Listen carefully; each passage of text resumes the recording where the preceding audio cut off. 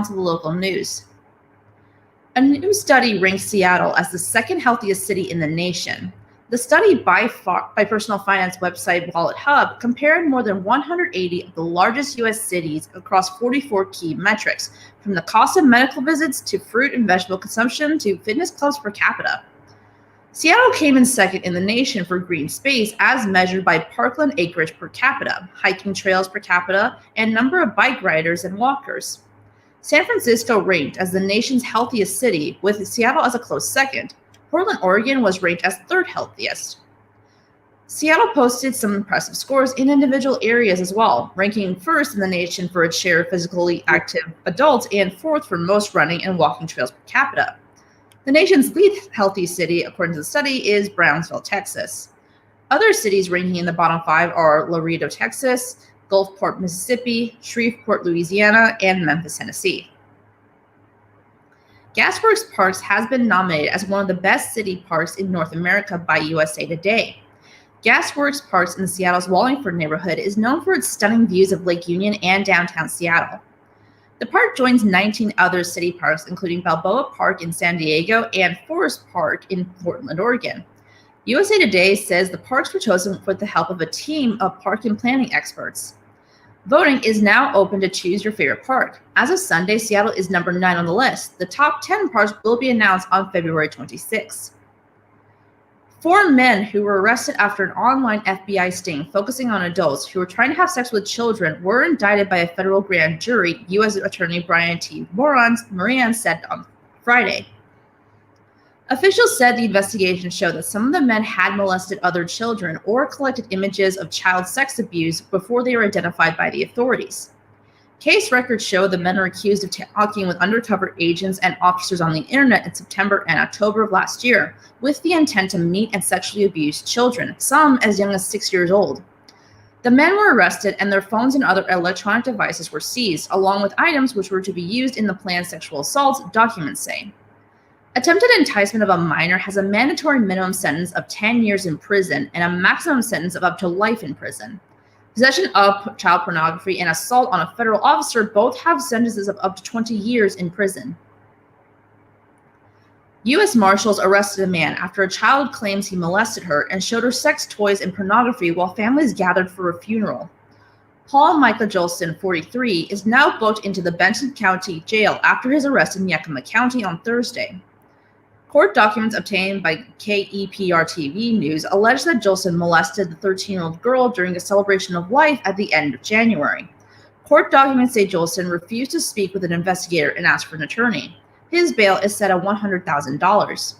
The girl told investigators that Jolson lured her away from her family by telling her he had to talk with her about something wrong that she did.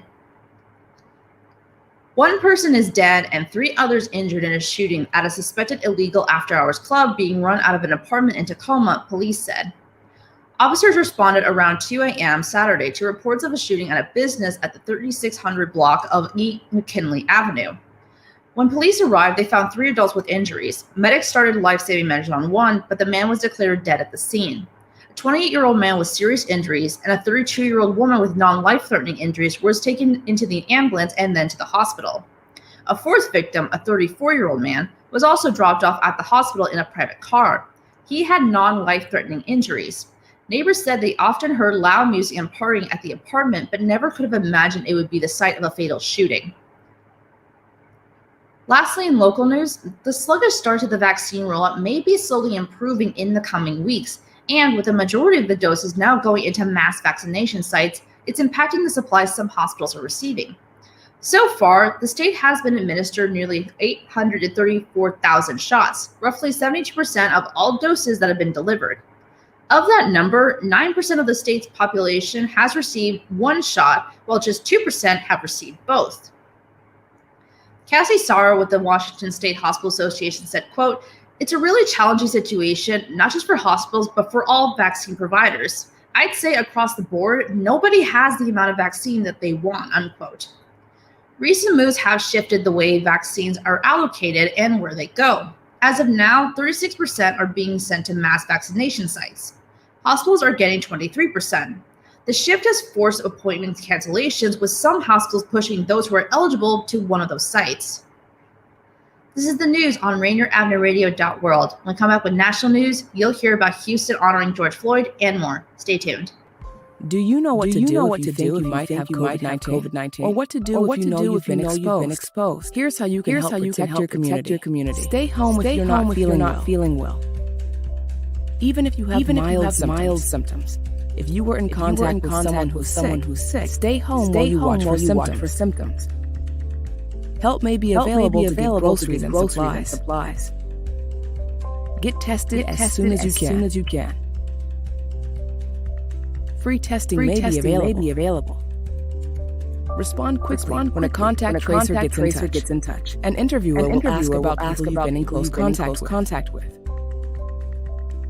You can follow these three steps to help find and stop the spread of infections. When everyone in your community does their part, businesses and schools can reopen safely. Find a testing location and learn more at coronavirus.wa.gov.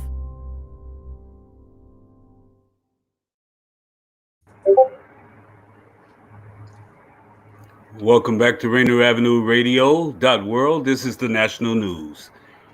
Inmates at a St. Louis jail set fires, caused flooding, broke out fourth-floor windows, and tossed a stationary bike outside the jail on Saturday.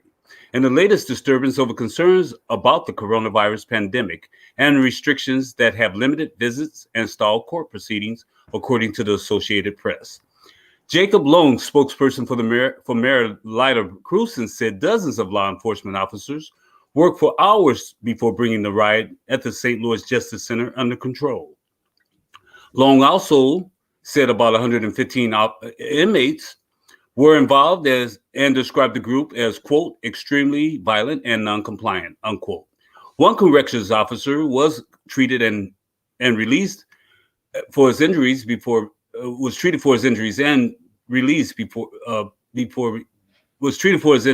then released. The spokesman for the mayor's office said no inmates were hurt and described the damage at the jail as, quote, fairly extensive.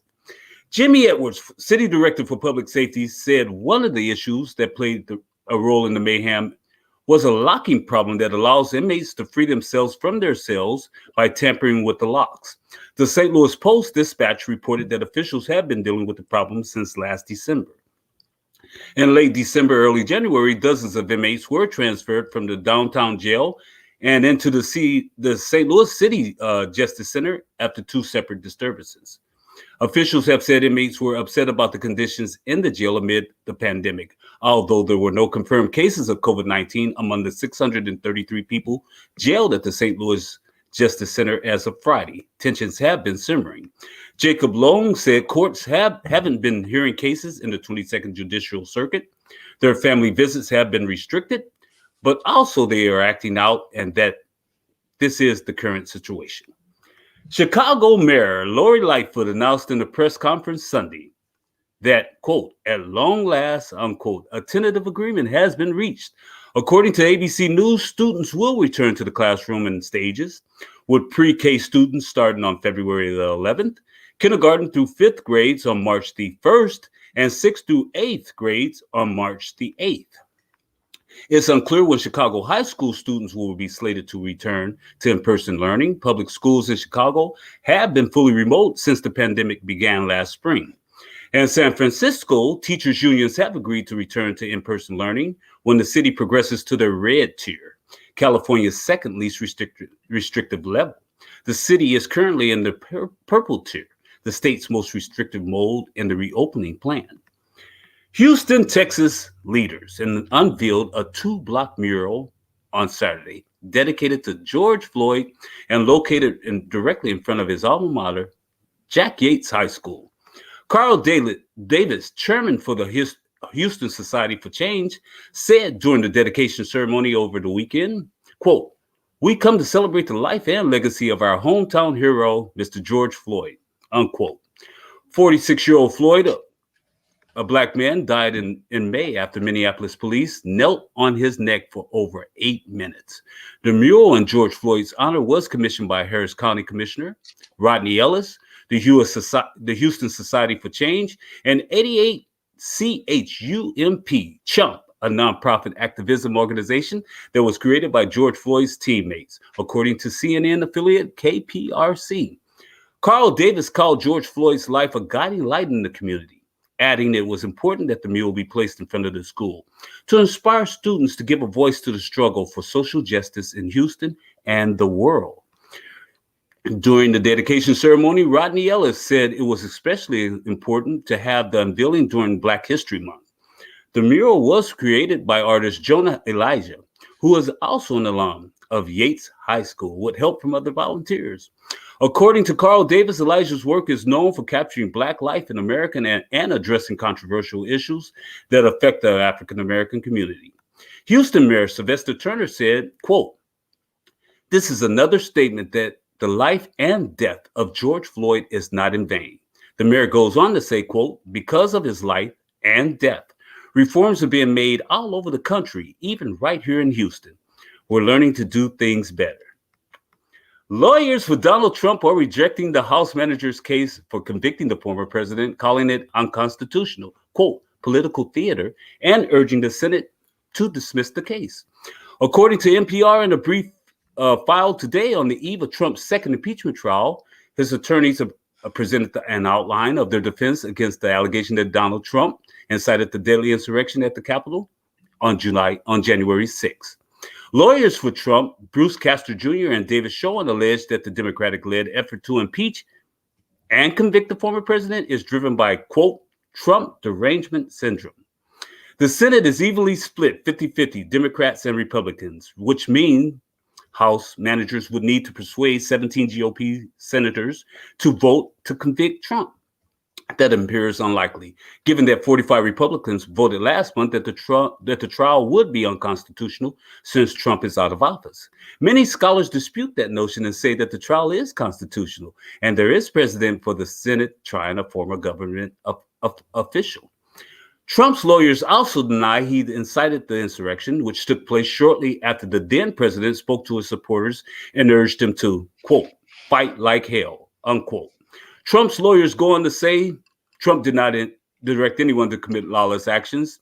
The House managers argued that Trump was directly responsible for the attack on the Capitol, which left 5 people dead, and that he should be convicted and barred from holding future federal office. The House managers also wrote in their brief, quote, "The nation will indeed remember January 6, 2021, as President Trump's singular responsibility for that tragedy.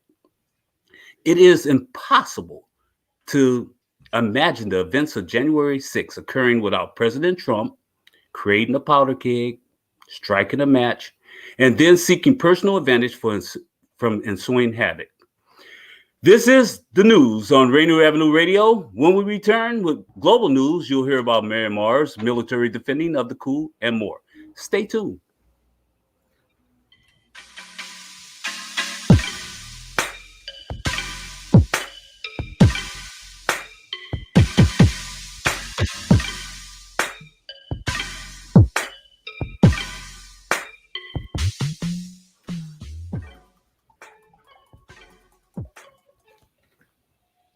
Welcome back to Rainier Avenue Radio World. I am Shantae Young, and this is the global news. The president of Haiti says an attempt to kill him and overthrow the government has been foiled amid a dispute over when his term ends. Per BBC News, at least 23 people were arrested, including a top judge and a senior police officer. The president insisted that his term in office ends in February 2022, but opponent says it finished on Sunday. Protesters took to the streets of the capital, Port-au-Prince, and other towns over his refusal to step down. There were clashes with police who responded with tear gas. Some accused authorities of kidnapping those accused of carrying out the coup. Security officials said there had been an attempted coup d'etat, and cash and weapons, including assault rifles, machine guns, and machetes, were seized as the arrests were made. After legislative elections were suspended in 2019, the president is now in his second year of ruling by decree. Even if he manages to avoid being ousted, there are likely to be further protests ahead. German prosecutors have charged a 100-year-old German man with being an accessory to 3,518 murders committed while he was allegedly a guard at the Sachsenhausen concentration camp during the latter half of World War II. Per Reuters, the suspect is accused of making a material and intentional contribution to the killings at the camp, where 100,000 died. In recent years, prosecutors have brought charges against several elderly former concentration camp overseers, seizing the last opportunity to secure justice for the millions who perished in Nazi Germany's many camps, including Jews, Romani, gays, and political prisoners. The camp, set up near Berlin in 1936, was notorious for early experiments in the killing of inmates by gas and what became a trial run for the murders of millions in the gas chambers of Auschwitz. A flood killed at least 28 people in an illegal textile factory and a villa basement in the Moroccan city of Tangier. Authorities told Reuters that 18 people had been rescued. The deceased were submerged as water reached 3 meters deep. Morocco's informal labor sector represents about a fifth of non-agricultural economic activity, and laborers are often prey to unsafe working conditions. Sudan's prime minister has appointed veteran Jafar rebel group leader and Islamist Jibril Ibrahim as finance minister in a cabinet overhaul. Per Reuters, the reshuffle comes as Prime Minister Abdallah Hamdok struggles to push through reforms and secure foreign financing seen as crucial to easing a deep economic crisis and bolstering Sudan's transition to democracy. Hamdok appointed following a military-civilian power-sharing deal after the overthrow of Omar al-Bashir had led a cabinet of technocrats which has had an uneasy relationship with the military. Caretaker ministers have been in charge at 7 ministries, including the finance ministry, since July. The new expanded cabinet comes following a peace deal signed in October with some rebel groups. It was aimed at ending conflicts in Darfur and southern Sudan, awarded the group's posts in transitional institutions, and reset the clock on a 30-month transition to elections. An alliance of Somali opposition parties proposed the creation of a National Council of Lawmakers, opposition leaders, and civil society to govern the Horn of Africa nation after the president's term expired today with no clear succession plan. Per Reuters, the power vacuum and divisions between political leaders was a boost to the al-Qaeda-linked al-Shabaab insurgency. The opposition alliance said they would reject any attempt to extend the term of President Mohammed Abdullahi Mohammed and suggested the council could elect a transitional leader to govern until a new president could be chosen by lawmakers. There was no immediate comment from the presidency. Aides had previously privately floated the idea of extending his term. A massive search and rescue operation was underway Sunday in northern India for at least 140 people missing after part of a Himalayan glacier broke off, triggering an avalanche of rock, mud, water, and debris that swept away a hydroelectric dam. Per NPR, many of those missing are believed to be workers at the dam. Police say that 9 bodies have been recovered so far and that at least 140 people are missing. The disaster began around 10:45 a.m. local time when part of the Nandi Devi Glacier broke off in an ecologically fragile area of Uttarakhand, an Indian state bordering Nepal and China, high in the Himalayas. Environmentalists have long cautioned against building dams and power plants there because it's so prone to landslides and flooding. UN rights experts urge 57 states to repatriate nearly 10,000 of their citizens, women and children associated with the Islamic State fighters, held in camps in northeast Syria in subhuman conditions without legal process. Reuters reports that under international law, these states have a duty to repatriate their citizens and, if there is evidence, to prosecute adults for war crimes or other offenses at fair trials in their domestic courts. Some 9,462 foreign women and children are among more than 64,600 people detained at Al-Hol and Raj camps, run by Syrian Kurdish authorities, where the majority of residents are Iraqi and Syrian nationals. The UN Special Rapporteur on Protecting Human Rights called the list of 57 countries, which include Britain, China, France, the Russian Federation, and the US, a list of shame. She also decried an uptick in nationality stripping, noting it was unlawful to leave someone stateless. Some women had been groomed online as brides of Islamic State fighters, while children had no say in what brought them there. And the last story in our global news is Myanmar's military defended its actions and enacted new restrictions exactly 1 week after it seized control of the government. Per NPR, Min Aung Hlaing, commander-in-chief of Myanmar's armed forces, repeated claims of fraud in November's election, said the military will hold new elections and transfer power to the winner. He did not specify when those elections would take place, though the military had previously declared a year-long state of emergency. Aung San Suu Kyi, the country's de facto leader and landslide winner of last year's election, was detained along with other party leaders over the alleged fraud and has since been accused of illegally importing walkie-talkie radios. She will reportedly remain in custody until at least February 15th. Tens of thousands of protesters in multiple cities took to the streets demanding her release and a return to democratic rule. Sunday's demonstrations, following a day-long internet blackout, constituted the country's largest since the Buddhist monk-led Saffron Revolution in 2007, which saw bloody crackdowns by the military. This is the news. Rainier Avenue Radio World. When we come back with sports news, you'll hear about Super Bowl stories and more. Stay tuned.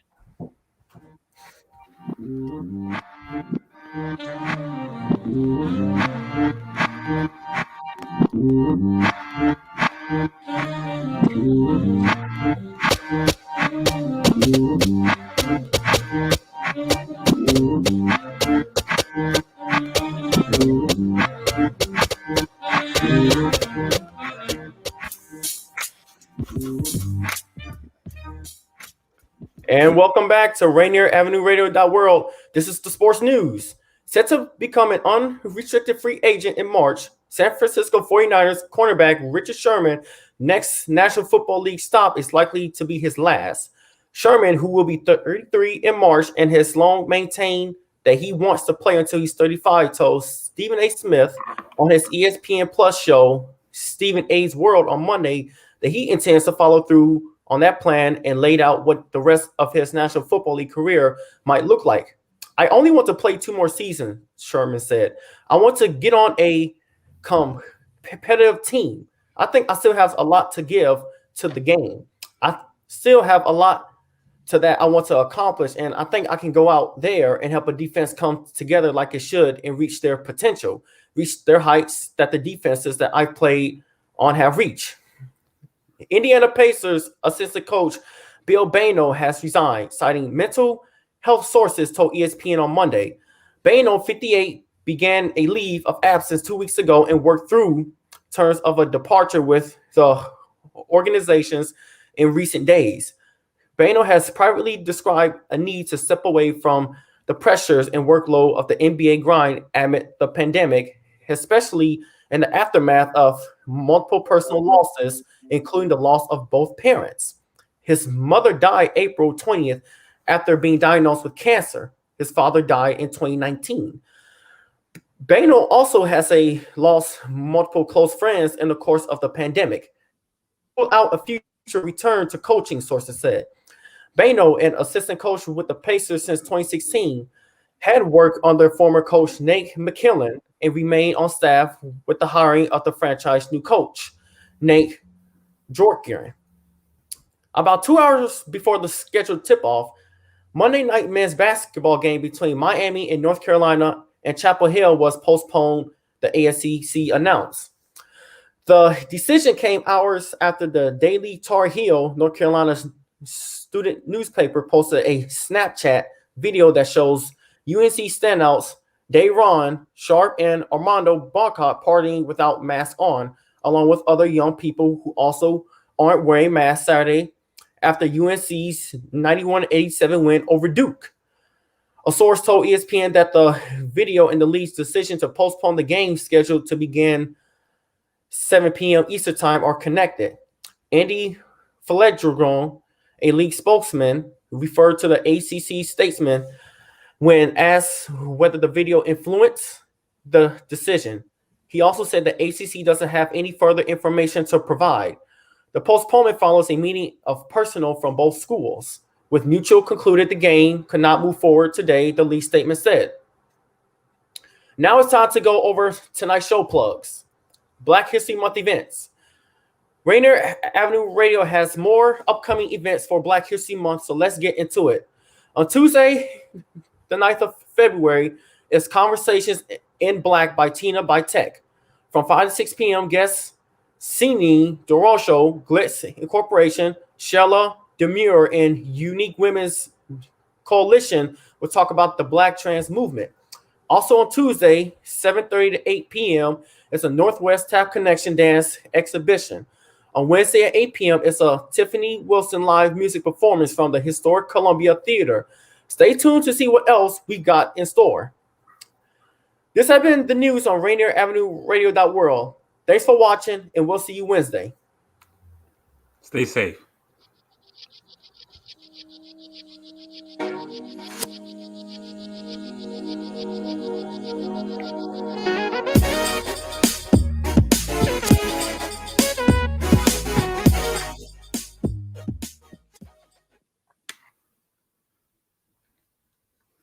World break.